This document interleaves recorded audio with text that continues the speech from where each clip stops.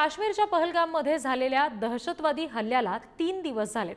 ज्या ठिकाणी हा भयंकर हल्ला झाला त्या ठिकाणी पुढारी न्यूजची टीम पोहोचली आहे आणि तिथली परिस्थिती नेमकी काय आहे, हल्ल्यानंतरचं पहलगाम नेमकं कसं आहे, त्याबाबत पुढारी न्यूजचे प्रतिनिधी शिवाजी काळे यांचा हा एक्सक्लुझिव्ह रिपोर्ट बघूया। दहशतवाद्यांना जात धर्म नसतो। दहशतवाद्यांनी लोकांना, इथल्या मुस्लिम लोकांना कलमे वाचायला लावलं असं सांगितलं जातं, मात्र त्यांना खरा धर्म कळालाच नाही।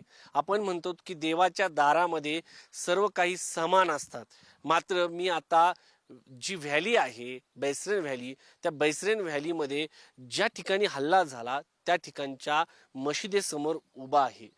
जर हे दहशतवादी देवाला मानत होते, अल्लाला मानत होते, तर त्यांनी या खुदाचं घर म्हणून ओळखल्या जाणाऱ्या मशिदीसमोर अशा पद्धतीने गोळीबार किंवा रक्तपात जो आहे तो केला नसता। ही पूर्ण जर व्हॅली आपण पाहिली तर या ठिकाणी मस्जिद शरीफ बैसरान असं या ठिकाणी मस्जिद आहे आणि या मस्जिदच्या समोरच लोकांचे मृतदेह या ठिकाणी पडल्याचे आपल्याला पाहायला मिळाले।